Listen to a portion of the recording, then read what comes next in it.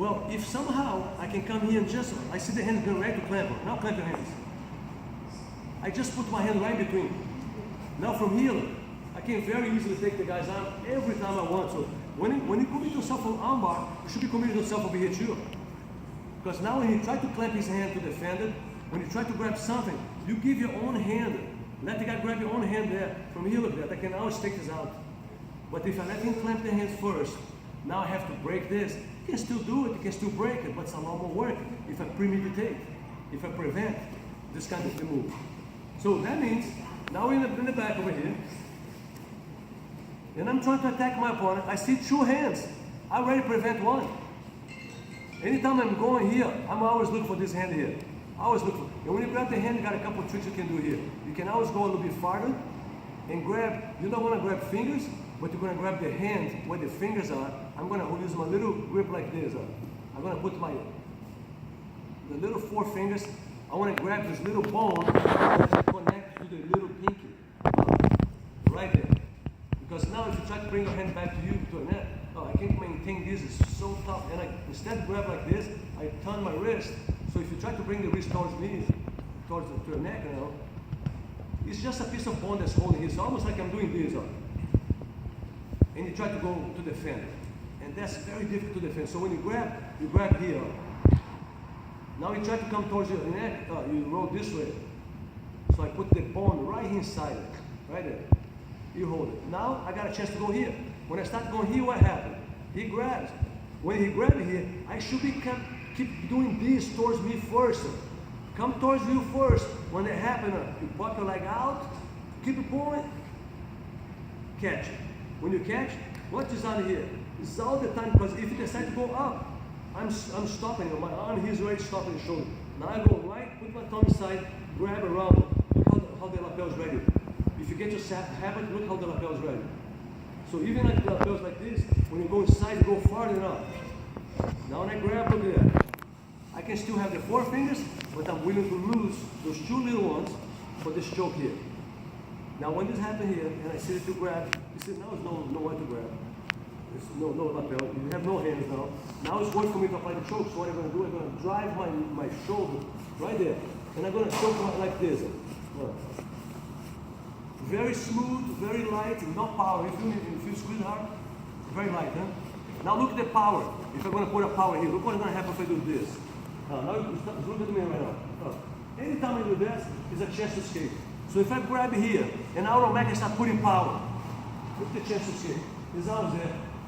If I grab, and I don't put a power, and my opponent tries to escape now.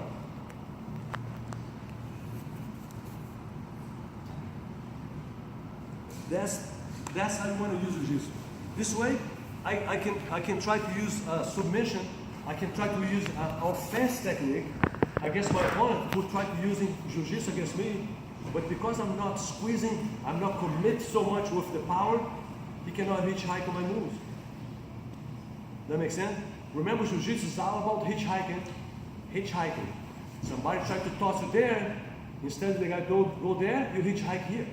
But you go the same direction. Somebody tried to toss you here, instead you stop him, you go a little bit different angle, you hitchhike. So you should always let your body go, but not 100% what your opponent wants to. You only give him half. Like this, he can put you in all kinds of positions. He can help you when you're passing guards, when you're defending guard, when you're in the body position to escape, when you do any kind of reversal. And every time you see reversal going on, if you attach yourself to your opponent, you're hitchhiking.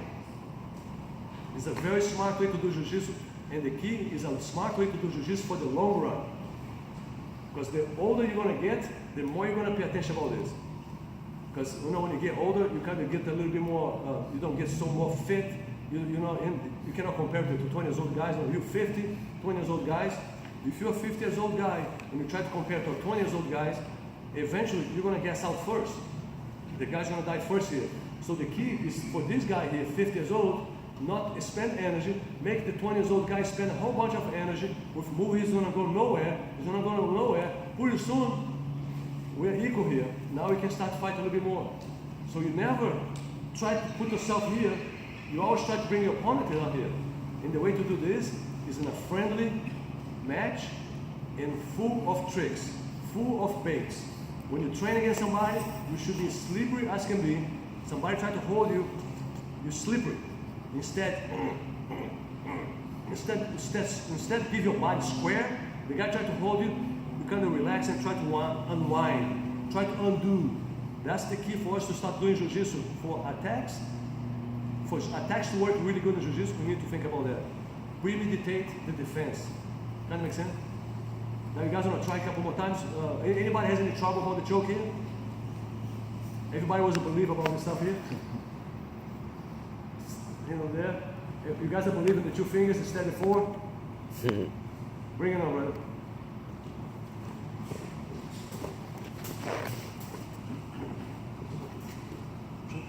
Okay.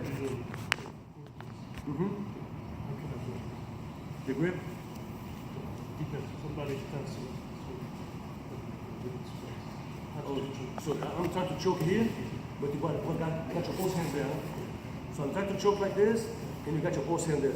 So the best way to choke here is to turn a little bit the angle here and move this leg right there. Now from here, I let it go.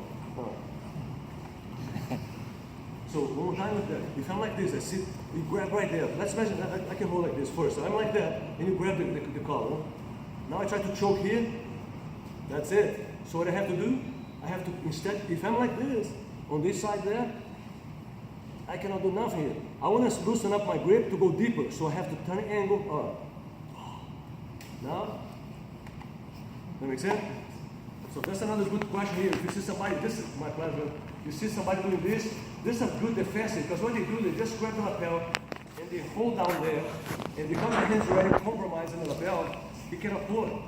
So you have to change angles there, where your hand can slide a little bit deeper, and instead of choke with this part of the hand, you start driving your shoulder forward. You have to always think about counterattacks for every kind of defense. Does that make sense? Let's see the shoe. Let's get apart. Let's try to do this.